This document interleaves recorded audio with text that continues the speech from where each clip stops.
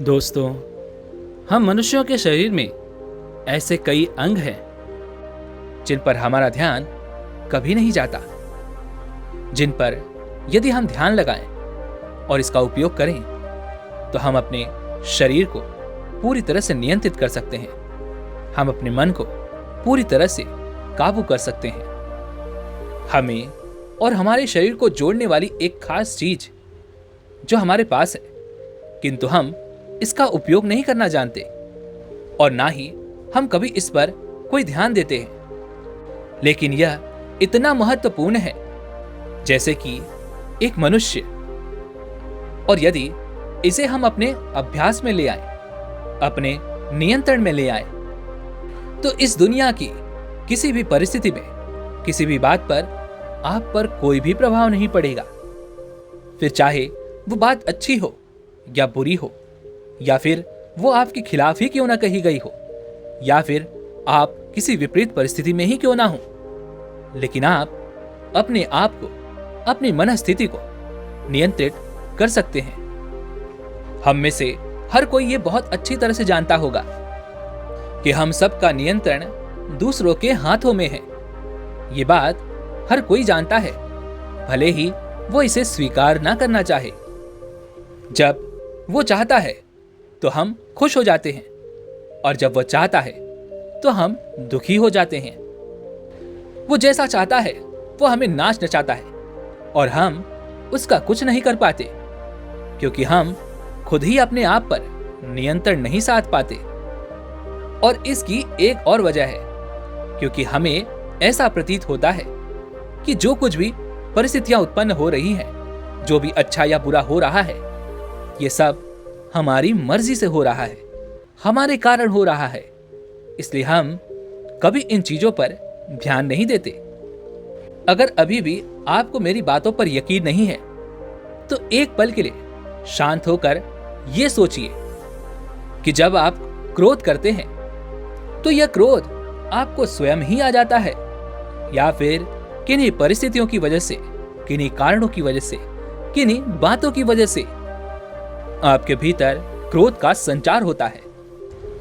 आपके भीतर क्रोध खुद से उत्पन्न होता है, या फिर आपके सामने कोई ऐसा व्यक्ति होता है जिसके कारण आप क्रोध करने पे मजबूर हो जाते हैं। आपके भीतर खुद ही नफरत पैदा होने लगती है, या फिर आपके सामने ऐसा कोई होता है जिसे देखकर आपके मन में नफरत के बीज उत्पन्न होने लगते हैं। और क्या आप खुद से ही प्रेम करना शुरू करते हैं? नहीं, आपके सामने अवश्य ही कोई ऐसा व्यक्ति, कोई ऐसी परिस्थिति, या फिर कुछ ऐसा जरूर होता है जिससे आपके भीतर प्रेम की भावना भी उत्पन्न होती है। इसका अर्थ तो यही हुआ कि आप खुद से कुछ नहीं करते, यह सब आपसे आपके सामने वाला करवाता है। वो जैसा चाहता है आप वैसा ही करते हैं, बिल्कुल उसी की धुन पे नाचते हैं। आपके हाथों में कुछ भी नहीं है। एक व्यक्ति जब आपसे कोई प्रेम के दो मीठे बोल बोल लेता है तो आप बहुत खुश हो जाते हैं, मन ही मन प्रसन्न हो जाते हैं, और आपको लगने लगता है कि आप ही सर्वश्रेष्ठ हैं। किंतु वहीं पर यदि कोई व्यक्ति आकर आपसे दो कड़वे बोल बोल देता है, तब आप क्रोधित हो उठते हैं। आपके भीतर की वह प्रसन्नता पल भर में गायब हो जाती है, क्योंकि आपका आपके ऊपर कोई नियंत्रण नहीं है। आप तो दूसरे के हाथों की कठपुतलियां मात्र हैं। और यही कारण है कि हमारा नियंत्रण दूसरों के हाथों में होता है, और हम स्वयं ही यह नियंत्रण दूसरों के हाथों में देकर खुद को सुरक्षित मानते हैं, और हम कभी अपने ऊपर ध्यान नहीं देते। हम कभी अपने ऊपर, अपने मस्तिष्क पर, अपने शरीर पर अपना काबू नहीं कर पाते। चलिए इसे एक छोटी सी कहानी के माध्यम से समझते हैं। बहुत समय पहले की बात है। एक छोटे से गांव में एक व्यक्ति रहता था। वह अपनी गुस्सैल प्रवृत्ति से बहुत परेशान था। वह छोटी छोटी बातों पर क्रोध कर बैठता था, और वह अपने क्रोध की अवस्था में दूसरों का कम लेकिन अपना बहुत नुकसान कर बैठता था। और जब वह होश में आता तो उसे उस बात का बहुत पछतावा होता। वह मन ही मन बहुत दुखी होता। इसी कारणवश वह अपने क्रोध से बहुत परेशान था और वह हमेशा दुखी रहता था। वह किसी भी हालत में अपने क्रोध की इस आदत से छुटकारा पाना चाहता था और इसके लिए उसने कई तरह के उपाय किए। उसने माथे पर रोज चंदन लगाया, क्योंकि उसके एक मित्र ने उसे बताया था कि यदि माथे पर चंदन लगाया जाए तो इससे हमारा मस्तिष्क शांत होता है और हमें शांति मिलती है। और इसी प्रकार के न जाने क्या क्या उपाय उसने अपने जीवन में अपना लिए, किंतु इसका कोई भी लाभ नहीं हुआ। वह अब भी बहुत क्रोध करता था और उसका क्रोध देखकर वहां के आसपास के सभी लोग उसका बहुत मजाक उड़ाते थे। उस क्रोध का लोग आनंद लेते थे। वे लोग जानबूझकर ऐसी परिस्थितियां, ऐसी स्थितियां उत्पन्न करते थे जिससे वह क्रोधित हो जाए। एक बार की बात है, वह कहीं जा रहा था और यह बात उसके कुछ मित्रों को पता चल गई और उसके मित्र उसके क्रोध का हमेशा आनंद उठाया करते थे। उन्होंने रास्ते में कुछ पत्थर रख दिए। वह व्यक्ति अपने मार्ग से जा रहा था, लेकिन तभी अचानक वह उन पत्थरों से टकरा गया और गिर पड़ा, जिस कारण उसे बहुत क्रोध आ गया और क्रोध में वह चीखने और चिल्लाने लगा। यह सब देखकर उसके मित्र बड़े प्रसन्न हो रहे थे, क्योंकि उन्हें तो उसके क्रोध में मजा आ रहा था। और इधर दूसरी तरफ वह क्रोध में आकर उन पत्थरों को उठाकर फेंक रहा था, मार रहा था और फिर वह क्रोधित अवस्था में अपने मार्ग में आगे बढ़ गया। परंतु जब वह यह सब कर रहा था तो उसी मार्ग से एक साधु होकर गुजर रहे थे और वह उस व्यक्ति को इस तरह से क्रोधित देखकर उस व्यक्ति के पास पहुंचे और उस व्यक्ति से कहते हैं, बेटा, तुम इतने परेशान क्यों हो? तुम इतने क्रोधित क्यों दिखाई दे रहे हो? क्या कोई परेशानी है? क्या कोई तकलीफ है? इस पर वो व्यक्ति कहता है, अरे आप कौन होते हैं मुझसे पूछने वाले? मैं चाहे जैसे भी रहूं, आपको इससे क्या? इस पर वह साधु बड़ी विनम्रता से उस व्यक्ति से कहते हैं, कुछ नहीं बेटा, मैंने तो तुम्हें परेशान देखा इसलिए मैं तुम्हारे पास चला आया। लेकिन यदि तुम्हें लगता है कि तुम्हें किसी की कोई जरूरत नहीं है तो मैं यहां से चला जाता हूं। इतना कहकर वह साधु वापस अपने मार्ग में आगे बढ़ने लगे और वह व्यक्ति भी अपने मार्ग पर आगे बढ़ा। और उस व्यक्ति ने अभी कुछ ही कदम बढ़ाए थे कि एक छोटे से गड्ढे में उसका पैर जा पड़ा और वह एक बार फिर से नीचे गिर पड़ा, जिस कारण वह व्यक्ति और भी क्रोधित हो उठा। उसने और जोर जोर से चिल्लाना और चीखना शुरू कर दिया। यह सुन वह साधु एक बार फिर उसके पास आए और उस व्यक्ति से कहते हैं, क्या हुआ बेटा? तुम इतनी जोर से क्यों चिल्ला रहे हो? क्यों चीख रहे हो? क्या कोई समस्या है? इस पर वह व्यक्ति एक बार फिर से क्रोधित होकर उन साधु से कहता है, मैंने आपसे कहा ना, चले जाइए यहां से। मुझे आपसे कोई मतलब नहीं, मुझे किसी की जरूरत नहीं है, मैं जैसा हूं ठीक हूं। उस व्यक्ति की यह बात सुनकर वह साधु मुस्कुराने लगे और उस व्यक्ति से कहते हैं, बेटा, मैं यहां से चला जाऊंगा, लेकिन एक बार तुम अपने हाथों की उन मुट्ठियों को खोल दो और एक लंबी सांस लो। उस व्यक्ति ने बिल्कुल ऐसा ही किया। उसके बाद उसका मन शांत होने लगा, उसका क्रोध शांत होने लगा और कुछ देर शांत होने के बाद वह व्यक्ति उन साधु से कहता है, हे गुरुवर, मैं बहुत परेशान हूं, मैं बहुत दुखी हूं। मुझे बात बात पर क्रोध आता है और अपनी इस आदत के कारण मैं पहले ही बहुत नुकसान उठा चुका हूं, लेकिन मैं चाहकर भी अपनी इस आदत से छुटकारा नहीं पा रहा।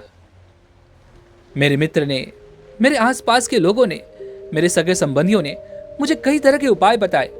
मैंने उन सभी उपायों का इस्तेमाल किया, उन सभी उपायों को अपने जीवन में उतारा, किंतु उनका कोई लाभ नहीं हुआ। मेरा यह क्रोध रुकने का नाम ही नहीं लेता। इस पर वह साधु उस व्यक्ति से कहते हैं, अच्छा, तो तुम्हें क्रोध आता है तो ठीक है, अभी और इसी वक्त मुझे क्रोध करके दिखाओ।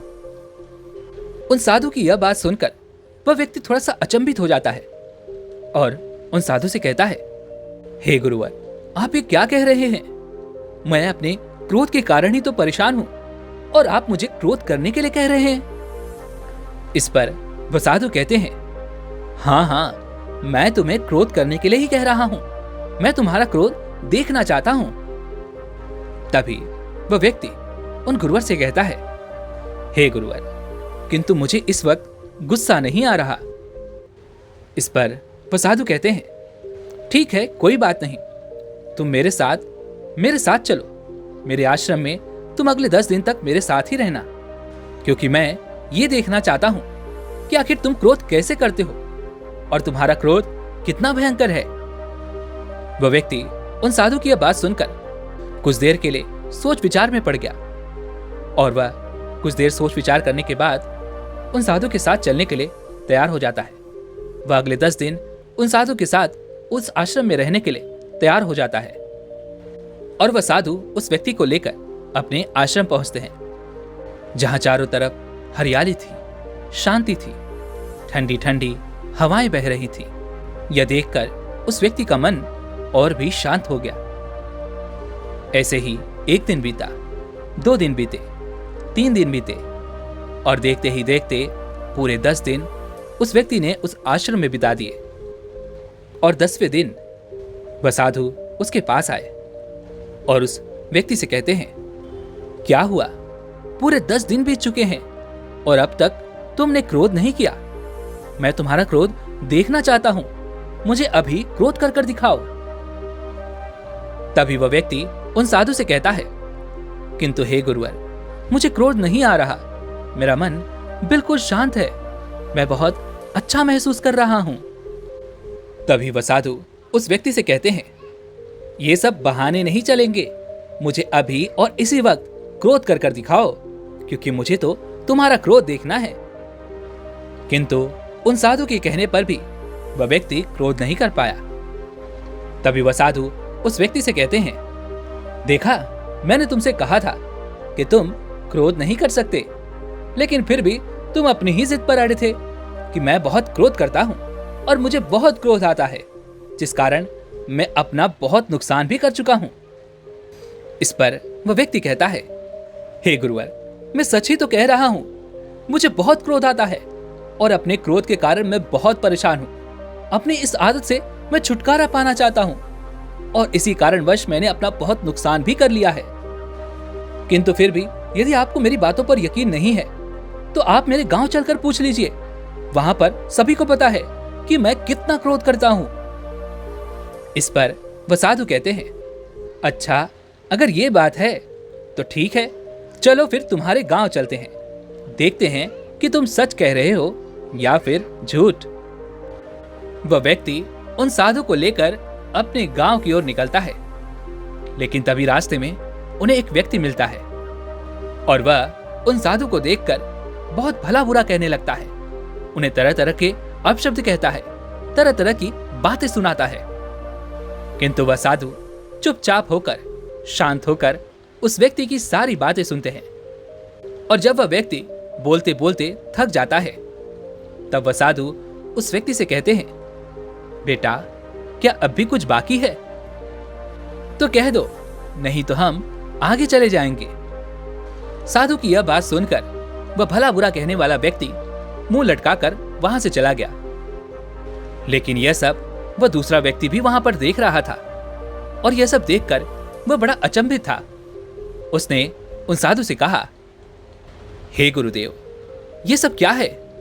क्या आपको उस व्यक्ति पर क्रोध नहीं आ रहा? उसने आपको कितने अपशब्द कहे, कितनी सारी गालियां दी, पाखंडी कहा, झूठा कहा, किंतु आपने अब तक तनिक भी क्रोध नहीं दिखाया।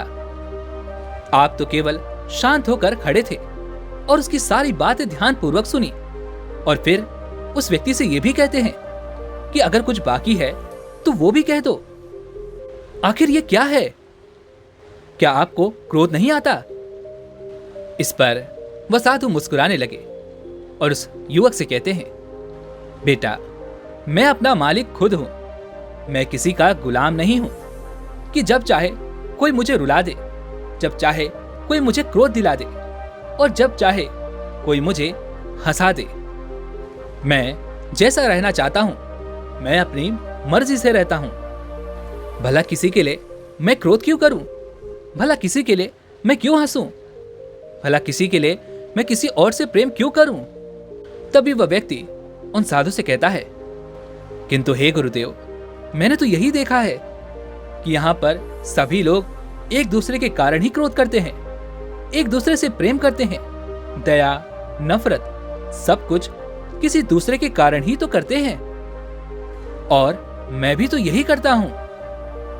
इस पर वह साधु उस व्यक्ति से कहते हैं, बेटा, यही तो समस्या है कि हमें पता ही नहीं है, हम अनजाने में किसी दूसरे के गुलाम बन बैठे हैं, और वह जैसा चाहता है हम वैसा ही अपना जीवन जीते हैं। जब वह चाहता है तो हम हंसते हैं, जब वह चाहता है तो हम रोते हैं, जब वह चाहता है तो हम क्रोध करते हैं, और जब वह चाहता है तो हम प्रेम भी करते हैं, क्योंकि हमारा खुद पर कोई भी नियंत्रण नहीं है। इस पर वह व्यक्ति उन साधु से बड़ी अचरजता से पूछता है, हे गुरुवर, हमारे ऊपर नियंत्रण भला ये कैसे होगा? तभी वह साधु उस व्यक्ति से कहते हैं, बेटा, हमारा जन्म हमारी सांसों के साथ ही होता है, और हमारी मृत्यु भी हमारे सांसों के साथ ही हो जाती है। हम जीवन भर सांस लेते हैं, और यही सांस हमारे शरीर को और हमें जोड़े हुए है, हमारे मन को हमारे साथ जोड़े हुए है। हमारे सारे विचार और हम इन्हीं सांसों के माध्यम से एक दूसरे से जुड़े हुए हैं। और तो और हमारे शरीर के साथ भी कुछ ऐसा ही होता है। जो अपनी सांसों को साथ लेता है उसका खुद पर नियंत्रण हो जाता है। इस पर वह व्यक्ति उन साधु से कहता है, हे गुरुवर, पर यह कैसे संभव है? भला हमारे क्रोध का हमारी सांसों से क्या लेना देना? हमें तो क्रोध किसी और के कारण आता है, किन्हीं परिस्थितियों के कारण आता है। फिर इसमें हमारी सांस का क्या महत्व? तभी वह साधु उस व्यक्ति से कहते हैं, बेटा, तुम अपने घर जाओ, और जब भी तुम्हें कोई क्रोध दिलाने का प्रयास करे, तब मेरी एक बात याद रखना। उस वक्त, उस परिस्थिति में तुम्हें अपनी सांसों पर ध्यान रखना होगा। वह तेज नहीं चलनी चाहिए, उन्हें हमेशा सामान्य रखने का प्रयास करना, और उसके बाद तुम चाहो तो क्रोध कर सकते हो। उस व्यक्ति ने उन साधु की बात मान ली। उस व्यक्ति ने उन साधु को प्रणाम किया और अपनी घर की ओर निकल गया। रास्ते में उसे उसके कुछ मित्र मिले जो उसे क्रोध दिलाना चाहते थे। वह उसे अपशब्द कह रहे थे, तरह तरह की बातें सुना रहे थे, ताकि वह व्यक्ति क्रोध करे और वह उसका आनंद उठाए। पर उस व्यक्ति को अपने गुरु की बात याद थी। उसने अपनी सांसों पर ध्यान बनाए रखा, और तभी उसने अनुभव किया कि उसकी सांसें तेज हो रही हैं। उसने अपनी सांसों पर नियंत्रण करना शुरू किया, उन्हें सामान्य रखने का प्रयास किया, और धीरे धीरे उसने अपनी सांसों को सामान्य कर लिया। और उसके बाद वह क्रोध तो करना चाहता था, लेकिन चाहकर भी वह क्रोध न कर सका।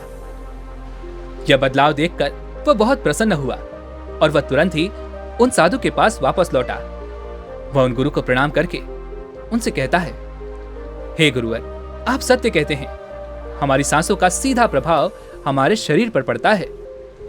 आज जब मैं आपसे विदा लेकर अपने घर की ओर जा रहा था, तभी मुझे मेरे कुछ मित्र मिले।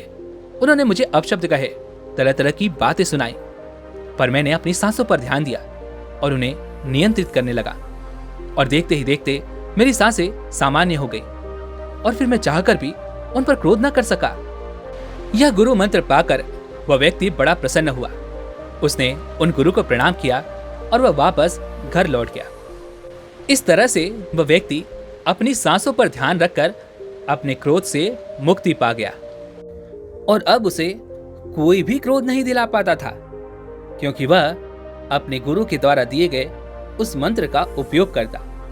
अर्थात जब भी वह किसी ऐसे लोगों के बीच होता जो उसे क्रोध दिलाने का प्रयास करते, तो वह अपनी सांसों पर ध्यान देता, अपनी सांसों को नियंत्रित करता, जिस कारण उसे कभी भी क्रोध नहीं आता था। पर सांसों का मतलब केवल क्रोध से ही नहीं होता। यह तो हमारे संपूर्ण व्यक्तित्व को भी नियंत्रित करती है। महात्मा बुद्ध भी आनापानसति योग के द्वारा सांसों की साधना पर विशेष ध्यान देते थे, क्योंकि महात्मा बुद्ध भी ये अच्छी तरह से जानते थे कि हमारे सांस ही वह माध्यम है जो हमें अपने शरीर से जोड़े रखती है, जो हमें खुद से जोड़े रखती है। यदि आप इसे और अच्छी तरह से समझना चाहते हैं तो आप एक पल के लिए शांत होकर बैठ जाएं और अपनी सांसों पर ध्यान दें। अपनी सांसों को थोड़ी देर के लिए रोक कर देखें। सांसों के रुकते ही आपके मन के सारे विचार पल भर में रुक जाएंगे और आपका पूरा ध्यान केवल अपनी सांसों पर केंद्रित हो जाएगा।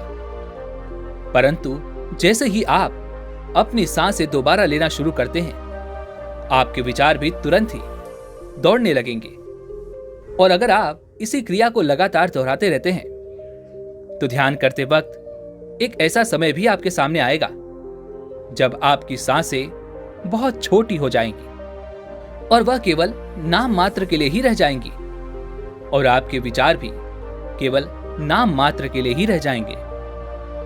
और यही वो वक्त है जब आप ध्यान की गहराइयों में उतर जाते हैं, जहां आपका ध्यान आपकी सांसों से हटकर अपने ऊपर आ जाता है। और यह ऐसी स्थिति है जहां आपका दिमाग कोई निर्णय नहीं करता, वह तो केवल एक दृष्टा का काम करता है, वह तो केवल देखने का ही काम कर पाता है। और यदि ऐसी स्थिति में भी आपका मस्तिष्क निर्णय लेने का काम कर रहा है तो इसका अर्थ यह हुआ कि आप अब भी अपने विचारों में बह रहे हैं और अब भी आप ध्यान की गहराई में नहीं उतर पाए हैं। लेकिन इसका अर्थ यह भी नहीं कि आप ध्यान नहीं कर सकते। आप ध्यान कर सकते हैं और इसका मार्ग हमारी सांसों से होकर ही गुजरता है। इसलिए अपनी सांसों को साधना सीखें, सांसों को देखना सीखें। यदि आपने अपनी सांसों को साधना और इसे देखना सीख लिया तो आपको इस दुनिया की विषम से विषम परिस्थितियां भी परेशान नहीं कर पाएंगी। इस दुनिया के अत्याचार से आप बच जाएंगे जो रोज वह आप पर करते हैं। जैसे कि आपका हंसना या रोना वे लोग निर्धारित करते हैं और आपका आप पर नियंत्रण नहीं रहता। किंतु यदि आपने अपनी सांसों पर ध्यान देना सीख लिया, उसे साधना सीख लिया, उसे देखना सीख लिया, तो इसका अर्थ यह हुआ कि आपने अपने आप पर नियंत्रण पा लिया है और अब आपको ना तो कोई दुखी कर सकता है, ना ही कोई क्रोधित कर सकता है। इसका मतलब यह भी नहीं है कि आपकी भावनाएं मर जाती हैं, परंतु आपकी भावनाएं आपके अनुसार कार्य करने लगती हैं, वह आपके नियंत्रण में होती हैं। वे सभी एक समान हो जाती हैं, फिर चाहे परिस्थिति कैसी भी क्यों ना हो। और फिर आपको कभी किसी दूसरे व्यक्ति के व्यवहार से कुछ फर्क नहीं पड़ता। और आपकी सांसें आपको 4 चीजों से जोड़ देती हैं। पहला, आपके रचयिता से, जिससे आप बने हैं। दूसरा, शैतान से, जो आपका मन है। आपने तो सुना ही होगा कि खाली मन शैतान का घर होता है। और तीसरा, यह ब्रह्मांड, जो हमेशा आपकी इच्छा पूरी करने के लिए तत्पर रहता है। और चौथा, आप खुद हैं। जब हम अपनी सांसों पर ध्यान देते हैं तब सबसे पहले हम खुद अपने रास्ते बनाते हैं। और इस समय में हमारा मन हमें परेशान करने की हर मुमकिन प्रयास करता है, किंतु यदि हम अड़िग हैं और अपने रास्ते पर चलने के लिए तैयार हैं, हम अपने रास्ते बनाने के लिए तैयार हैं, तो हमारा मन भी हमारे आड़े नहीं आता। आपके भीतर बसा यह आलस, कामों को कल पर टालने की आदत, ये जो हमारी मन की प्रवृत्तियां हैं, यही हमें ध्यान नहीं करने देती। और ये सब होने के बाद भी यदि आपका संकल्प जाग गया और आपने फिर भी ध्यान करने का हर मुमकिन प्रयास किया, तब ब्रह्मांड और शैतान एक साथ सक्रिय हो जाते हैं, क्योंकि वह आपका मन ही है जो आपकी कमजोरियों को जानता है।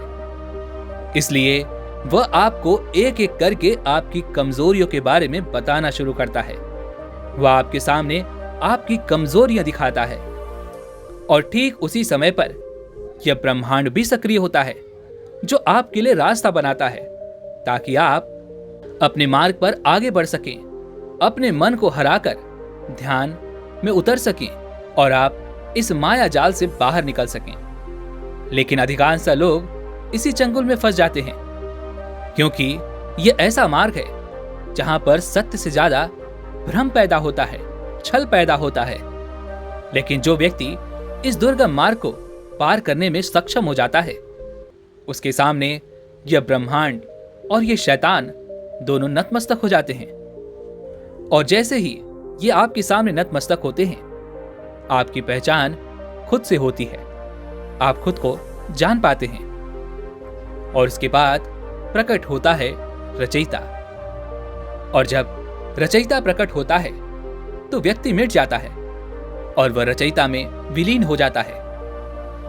हालांकि ये जो सारा ज्ञान, ये जो सारी बातें मैं आपको बता रहा हूं, हो सकता है कि इससे आपका दिमाग भ्रमित हो रहा हो, आपका मस्तिष्क अधिकांश बातों को स्वीकार ना कर रहा हो। और ये बिल्कुल वैसा ही है जैसा कि एक 5वीं क्लास के बच्चे को आप 12वीं क्लास की किताबें समझा रहे हो, उसके सूत्र बता रहे हो, और वह बच्चा केवल अपनी आंखों को बड़ा करके आपको देख सकता है, आपकी बातों की कल्पना कर सकता है कि आप जो कह रहे हैं उसका क्या अर्थ होगा और जो होने वाला है वह क्या होगा। किंतु अब भी वह तो केवल 5वीं क्लास की बातें ही जानता है, इसलिए वह चाहे कितनी भी कल्पना क्यों न कर ले, उसे अब भी 12वीं क्लास की जगह पर 5वीं क्लास की ही चीजें नजर आएंगी, 5वीं क्लास का ज्ञान ही नजर आएगा। क्योंकि अब भी वो उतना ही जानता है, क्योंकि अब भी उसे उतना ही ज्ञान है। किंतु अगर उसे सही स्थिति में जाना है और उस ज्ञान को अर्जित करना है, तो उसे साल दर साल पढ़ते हुए आगे बढ़ते जाना होगा और 12वीं क्लास तक पहुंचना होगा। तब वह सचमुच जान पाएगा कि वह क्या ज्ञान था, वह सूत्र क्या थे और उन सूत्रों से उसे क्या लाभ मिलता है। दोस्तों, मैं जानता हूं कि हो सकता है कि आप मेरी बात पूरी तरह से समझ ना पाए हों, लेकिन यदि आप इसी मार्ग से होकर गुजरेंगे तो आपको भी उस स्थिति तक पहुंचना होगा। तभी आप ये सब कुछ समझ पाएंगे जो मैं आपसे कहने का प्रयास कर रहा हूं। और इसी के साथ में उम्मीद है कि आपको आज की वीडियो जरूर पसंद आई होगी। तो वीडियो को लाइक और अपने दोस्तों के साथ शेयर जरूर कीजिएगा और हमें ऐसे ही सपोर्ट करने के लिए चैनल को सब्सक्राइब और घंटी बटन को जरूर दबा दीजिएगा। तो चलिए मिलते हैं इसी एक और वीडियो में, तब तक के लिए अपना ख्याल रखें। धन्यवाद।